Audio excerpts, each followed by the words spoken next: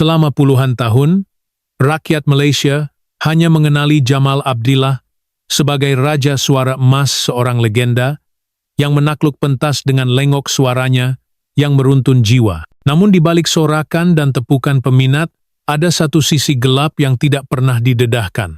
Sebuah rahasia yang dipendam begitu lama hingga ia membentuk sebuah tembok tebal di hatinya. Tembok yang hanya kini mula retak. Perlahan-lahan hancur bersama linangan air mata yang selama ini disembunyikan. Hari itu, Jamal duduk di sebuah kerusi empuk dalam satu temu ramah eksklusif yang tidak diumumkan kepada media arus perdana. Tangannya menggenggam erat sebuah tasbih, namun jari jemarinya menggigil. Matanya yang pernah bersinar di atas pentas, kini kelihatan redup, berat seperti menyimpan beribu-ribu kisah luka yang tak pernah disembuhkan. Saya sudah lama mau bercakap, tapi saya takut. Takut apa yang saya katakan akan meruntuhkan segalanya yang saya bina selama ini. Katanya dengan suara serak, seperti bergema dari dasar hati yang pecah. Jamal akhirnya membuka mulut tentang penderitaan dalam rumah tangganya bersama Datin Zai Izzati Hiruddin.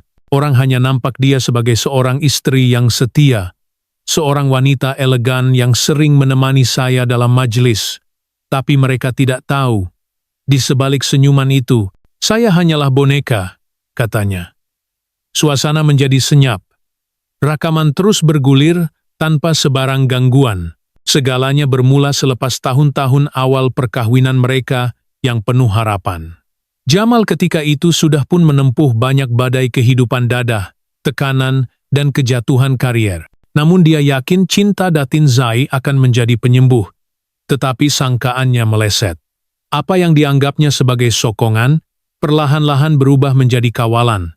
Dia kawal hidup saya, dari pakaian, jadwal persembahan, dengan siapa saya boleh bercakap, semuanya. Saya tidak dibenarkan berbincang soal keuangan.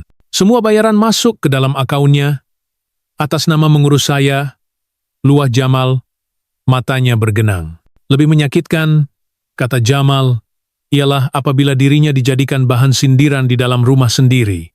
Dia kata, saya tak layak jadi bapa. Katanya, anak-anak lebih patut hormat dia, bukan saya. Di hadapan pembantu rumah, di hadapan kawan-kawan, dia ejek saya seolah-olah saya ini beban. Tangannya mula mengepal. Suaranya meninggi sedikit, namun masih terkawal. Saya diam. Saya diam sebab saya sayang dia. Saya diam sebab saya tak mahu masyarakat tahu saya gagal lagi sekali dalam perkahwinan. Jamal menekankan bahwa bukan fizikal yang melukakan, tetapi emosi dan maruahnya yang digilas perlahan-lahan setiap hari. Pernah satu ketika, selepas pulang dari konsert amal, dia coba berbicara tentang rasa hatinya. Tapi apa yang berlaku? Dia ketawa. Dia kata, jangan jadi lemah. Orang macam awak tak boleh jadi sensitif. Awak hanya pandai nyanyi, bukan berfikir. Kata-kata itu terngiang-ngiang di telinganya hingga ke hari ini. Penderitaan itu tidak terhenti di situ. Jamal juga mendakwa dirinya diugut secara halus, bukan dengan ancaman, tetapi dengan manipulasi emosi. Setiap kali saya mau keluar rumah atau bertemu dengan keluarga saya sendiri, dia akan jatuhkan air mata, berlakon seperti dia yang teraniaya. Lama-lama saya tak tahu lagi siapa sebenarnya mangsa. Titik mula bagi Jamal membuka cerita ini ialah selepas anak sulung mereka mulai menjauh. Saya tak tahan bila anak saya sendiri tanya kenapa saya tak pernah senyum di rumah. Waktu itu saya sadar diam saya selama ini sedang mewariskan trauma kepada generasi seterusnya. Dalam satu peristiwa yang sangat meninggalkan kesan, Jamal menceritakan bagaimana Datin Zai menghalangnya daripada menghadiri pemakaman salah seorang sahabat lamanya. Dia kata, tak payah pergi, dah mati pun. Fokus pada jadwal awak. Saya dah atur semua. Saya rasa seperti tidak punya hak sebagai manusia. Detik-detik seperti itu, walau kelihatan kecil pada pandangan luar, telah menghakis keyakinan dirinya. Dan semua ini, kata Jamal, berlaku di dalam sebuah rumah yang dikatakan bahagia oleh masyarakat luar. Orang nampak kami senyum di karpet merah. Tapi di rumah, saya senyum hanya untuk anak-anak. Bila mereka tidur, saya termenung sampai subuh. Jamal menarik nafas panjang sebelum menunduk. Saya tidak buka mulut ini untuk menjatuhkan sesiapa. Tapi saya sudah terlalu lama menanggung dalam diam. Suara saya. Saya mahu ambil balik suara saya, katanya. Kali ini lebih tegas. Temu ramah itu berakhir dengan satu kenyataan yang menggantung dan penuh tanda tanya. Apakah tindakan seterusnya Jamal? Apakah akan ada pembongkaran lebih besar? Apakah ini petanda kepada sebuah perpisahan? Atau hanya permulaan kepada kebangkitan semula seorang legenda? Segalanya masih misteri. Yang pasti, suara emas itu telah kembali bersuara bukan dengan lagu, tetapi dengan kebenaran yang selama ini terkunci rapat di dalam sangkar diamnya. Pada malam-malam yang sunyi, ketika seluruh rumah telah tertidur, Jamal akan duduk sendirian di balkoni tempat kecil yang menjadi satu-satunya ruang untuk dirinya bernafas. Sebatang rokok terselit di antara jari jemarinya yang sudah sedikit menggigil karena usia dan tekanan. Di situ, di balik bayang cahaya bulan, seorang lelaki yang selama ini dilihat sebagai simbol keagungan seni negara, sebenarnya sedang melawan dirinya sendiri. Tiada siapa tahu bahwa Jamal menyembunyikan sebuah diari kulit lusuh yang sudah lama tersorok dalam laci bilik pakaian. Diari itu bukan sekadar catatan, ia adalah tempat dia bercakap apabila dunia memilih untuk tidak mendengar. Tulisan tangannya tidak kemas, kadang-kadang tercoret dengan air mata. Ada satu muka surat yang berulang kali dilihat.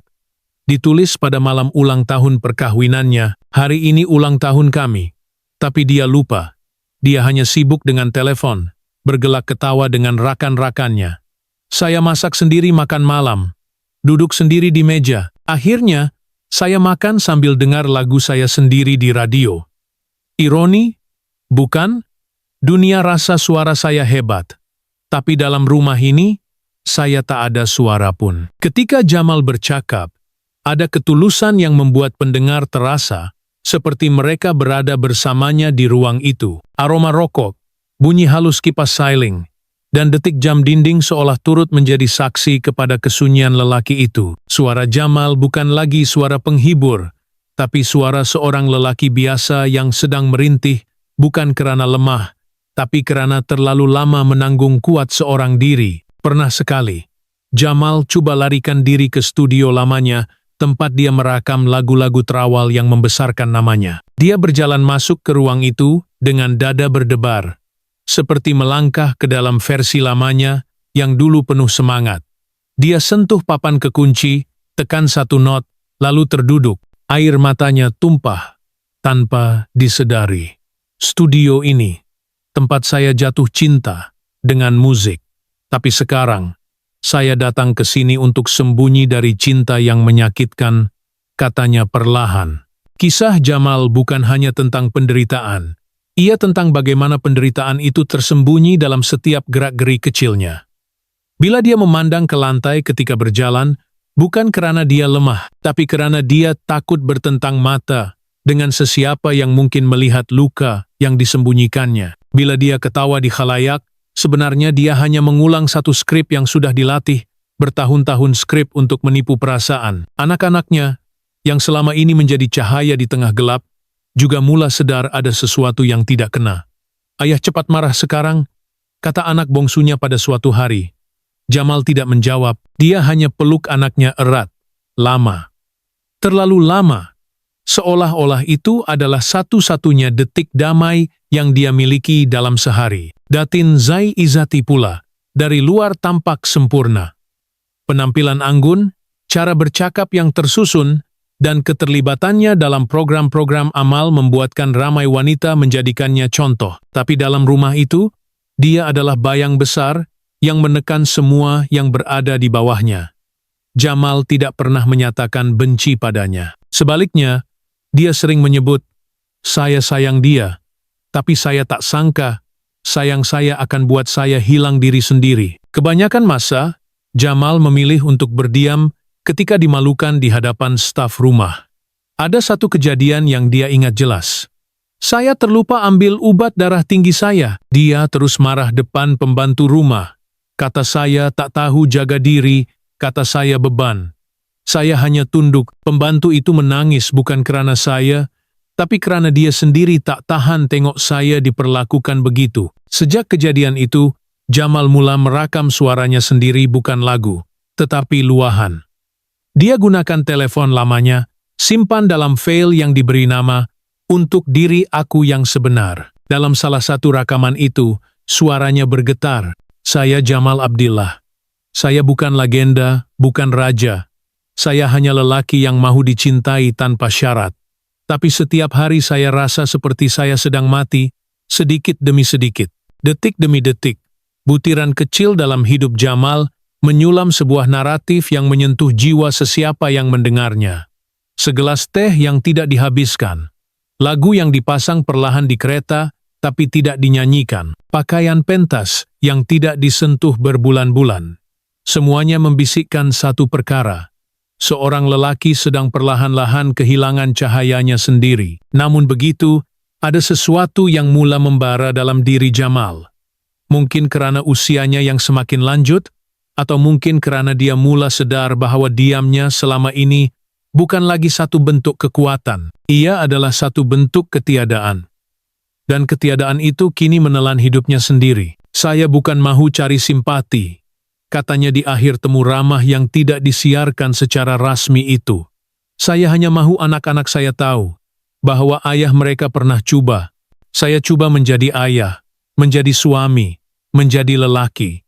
Tapi kadang-kadang, cinta boleh membuat kita terperangkap dalam sangkar emas yang tak ada kunci keluar. Cerita Jamal belum berakhir. Ia sedang berkembang, perlahan tapi pasti. Dan dalam setiap langkah kecilnya dari sentuhan lembut pada piano lamanya hingga kebisikan kepada anak-anaknya, sebelum tidur ada satu jeritan yang tak pernah keluar. Tolong dengar saya, dan barangkali, buat pertama kali selepas sekian lama, akhirnya ada yang mula mendengar. Sejak temu ramah itu direkam, rakaman yang tidak pernah disiarkan itu mula beredar perlahan-lahan bukan di media arus perdana, tetapi dalam kelompok tertutup, kalangan bekas kru produksi, kenalan lama dari industri hiburan, dan beberapa wartawan bebas yang pernah bekerja rapat dengan Jamal satu ketika dahulu. Rakaman itu seolah-olah hidup sendiri. Berbisik ke telinga mereka yang selama ini hanya memandang Jamal dari jauh dengan kekaguman yang membutakan mereka dari melihat penderitaan yang tersembunyi di balik senyuman ikoniknya. Apa yang mengejutkan, selepas rakaman itu mula tersebar, beberapa individu mula muncul diam-diam, tanpa nama, tanpa wajah. Ada yang menghantar nota ke dalam peti surat studio lamanya, catatan tangan, tidak ditanda-tangani. Saya pernah lihat bagaimana dia dilayan, tapi saya takut. Sekarang saya menyesal karena tidak bersuara. Siapa penulis nota itu? Seorang staf rumah? Seorang kenalan keluarga? Atau seseorang dari masa lalu yang pernah menyaksikan sesuatu yang tidak sepatutnya? Tidak ada siapa yang tahu. Dan Jamal sendiri tidak memberi sebarang kenyataan. Sejak temu ramah itu, dia menghilang. Bukan menghilang dari dunia, dia masih muncul di kaca TV melalui rakaman lama, masih didengari di radio setiap pagi Ahad, tapi dia tidak lagi keluar rumah. Rumah agam itu kini tertutup rapat, tirainya sentiasa dilabuhkan. Dan menurut beberapa jiran, suara musik pun sudah lama tidak kedengaran dari ruang tamunya. Sunyi. Seolah-olah rumah itu sedang menahan nafas, menunggu sesuatu yang tidak diketahui bila akan meledak. Datin Zai pula, tiada sebarang reaksi. Malah beliau masih menghadiri majelis sosial seperti biasa. Senyumannya tetap tersusun, malah lebih sempurna dari sebelumnya. Dalam satu majelis makan malam amal, dia ditanya oleh seorang wartawan tentang keadaan suaminya. Senyumannya sedikit mengeras, tapi suaranya tetap tenang. Jamal perlukan masa untuk dirinya. Kita semua ada fasa gelap, tapi rumah tangga kami baik-baik sahaja. Benarkah? Tidak lama kemudian, seorang wartawan bebas mendakwa menerima sepucuk surat misteri berserta salinan beberapa gambar hitam putih yang kelihatan seperti diambil dari kamera tersembunyi. Gambar-gambar itu menunjukkan Jamal sedang duduk bersendirian di sebuah bilik, bukan bilik rumah agamnya, tetapi seperti sebuah tempat rawatan atau mungkin pusat pemulihan, namun tiada tanda, tiada cap lokasi, tiada tarikh. Wartawan itu coba menyelidik, menghubungi kenalan dalam kalangan dokter dan juru rawat yang pernah mengurus selebriti, tetapi setiap usaha berakhir dengan jalan buntu. Seolah-olah semuanya telah disusun untuk tidak dapat dijejaki. Siapa yang mahu menyembunyikan Jamal? Atau apakah Jamal sendiri memilih untuk bersembunyi? Satu malam, seorang pemuzik veteran yang pernah bermain gitar untuk Jamal dalam konser-konser lamanya muncul dalam sebuah podcast. Suaranya perlahan, penuh berhati-hati. Jamal, dia bukan lelaki biasa. Dia ada suara yang buat orang percaya. Tapi bila dia mulai hilang suara, bukan secara fisikal, tapi secara jiwa, dia mulai pecah. Saya rasa ada sesuatu dalam rumah itu yang kita semua tak pernah faham. Perkataan rumah itu menjadi bualan. Beberapa netizen mula mengorek latar belakang rumah Agam, tempat tinggal Jamal dan Datin Zai. Terdapat dakwaan kononnya rumah itu dibeli dari sebuah keluarga kaya yang pernah terlibat dalam kes kehilangan misteri. Tiada bukti sahih, cuma spekulasi, tetapi spekulasi yang berkembang dalam ruang-ruang siber yang penuh teori konspirasi. Sejak itu, beberapa gambar lama mula tular. Gambar Jamal bersama anak-anaknya di taman kecil di belakang rumah, dengan satu sudut gelap di latar yang kelihatan, seperti seseorang sedang memerhati dari jendela atas. Gambar itu mula diperbesar, ditapis kontras, dicoba analisis oleh pengguna forum, tapi tiada wajah yang jelas, hanya bayang. Satu bayang yang tidak dikenali. Orang ramai mula bertanya, adakah cerita Jamal ini hanya tentang penderitaan rumah tangga? Atau ada sesuatu yang lebih dalam, lebih tua, lebih tidak kelihatan? Beberapa minggu kemudian, akun media sosial lama, Jamal yang sudah bertahun tidak aktif tiba-tiba mengunggah satu catatan. Gambar yang kabur, seolah-olah diambil dari balik cermin kabur. Di kapsen hanya tertulis, "Saya tak pernah pergi. Saya hanya menunggu masa." Tiada siapa tahu siapa memuat naik catatan itu. Anaknya menafikan.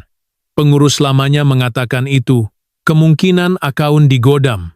Tetapi gambar itu kekal, dan setiap malam, ribuan pengikut menatapnya, bertanya, "Jamal di mana?" Namun dalam segala kekacauan itu, satu hal tetap jelas, suara Jamal, meskipun tidak kedengaran di udara, masih hidup. Ia bergema dalam bisikan yang disampaikan dari satu individu ke individu lain. Dalam mata anak-anak yang kelihatan memendam banyak yang belum dikata. Dan dalam diam Datin Zai sendiri, yang walaupun tampak tenang, kini tidak pernah muncul di rumah tanpa dua pengawal pribadi di sisinya. Ada sesuatu sedang membentuk. Sebuah pengakuan yang lebih besar, satu konfrontasi yang tertangguh, atau hanya ilusi sebuah kehidupan yang mula retak perlahan-lahan? Tidak ada jawaban. Yang tinggal hanyalah bunyi detik jam di rumah Agam itu, dan senandung lama Jamal yang kadangkala kedengaran dari radio orang tua di warung kecil. Kau lukis luka di dada. Namun ku masih mencintai. Mengapa? Dan masyarakat pun terus menunggu. Dalam bisu, dalam harap, dalam takut. Langit Kuala Lumpur mulai kelam. Di kejauhan, cahaya neon menggeliat seperti urat-urat saraf kota yang keletihan, namun tetap berdenyut.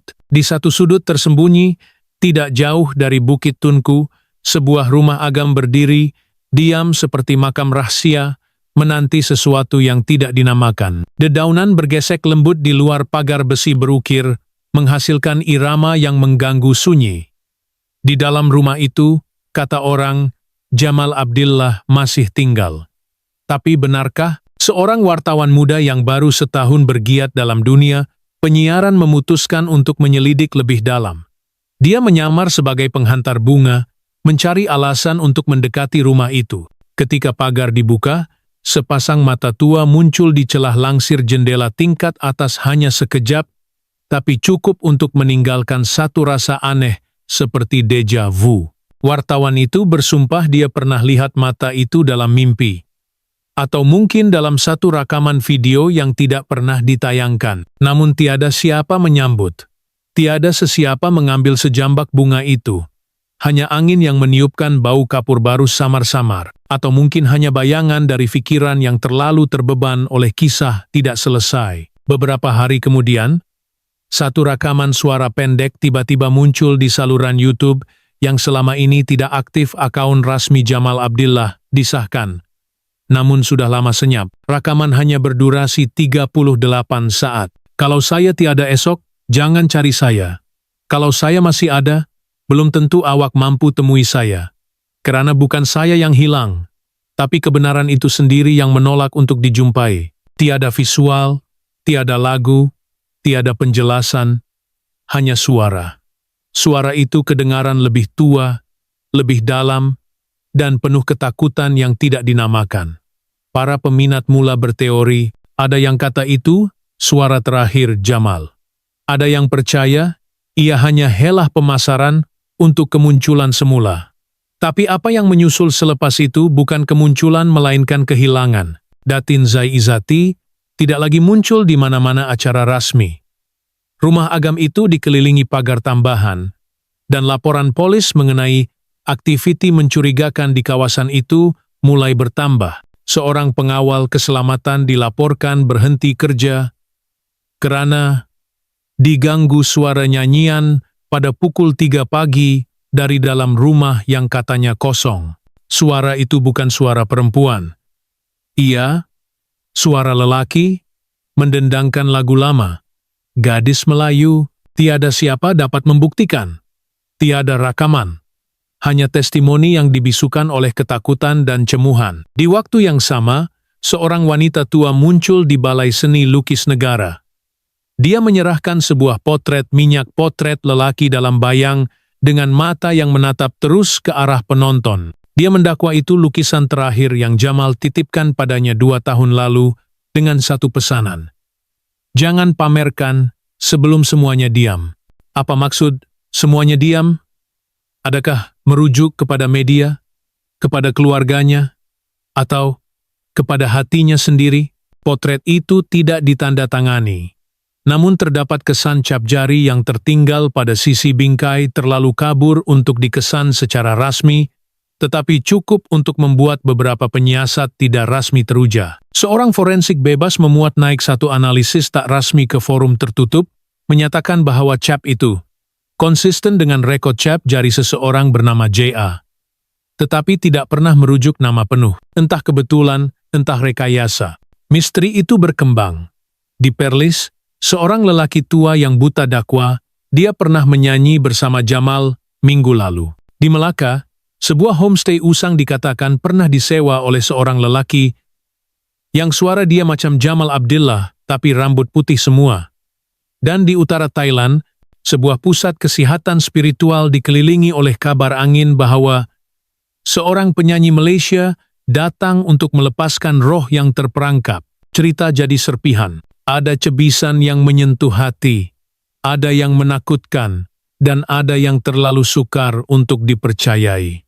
Tapi semuanya berkongsi satu nada, kehilangan, kegelapan, dan suara yang masih hidup dalam bayang. Kini, setiap kali lagu-lagu lama Jamal dimainkan di radio, pendengar akan diam lebih lama. Mereka dengar bukan hanya untuk nostalgia, tapi untuk mencari isyarat, barangkali nada suara yang sedikit berubah, bisikan di latar belakang yang menyembunyikan petunjuk. Lagu itu bukan lagi hanya hiburan, ia jadi teka-teki. Seorang DJ radio yang pernah akrab dengan Jamal berkata dalam satu sesi malam, "Saya rasa dia masih hidup, tapi saya tak pasti di mana. Mungkin dia tak mahu ditemui, atau mungkin kita yang sudah terlambat." Dan masyarakat pun terus menunggu. Tidak pasti sama ada yang mereka tunggu adalah kemunculan semula atau pengesahan kehilangan yang sebenar. Tidak pasti sama ada mahu percaya cerita ini sebagai tragedi rumah tangga atau mitos modern tentang kehilangan identiti, tekanan jiwa, dan suara yang terputus di antara realiti dan bayangan. Di tengah kekeliruan itu, hanya satu benda yang kekal, sebuah piano tua di ruang tamu rumah agam Jamal, yang menurut saksi kadang-kadang berbunyi sendiri di waktu malam. Bukan semua lagu perlu berakhir. Bukan semua cerita akan dapat jawaban. Dan mungkin bukan semua kebenaran patut diketahui.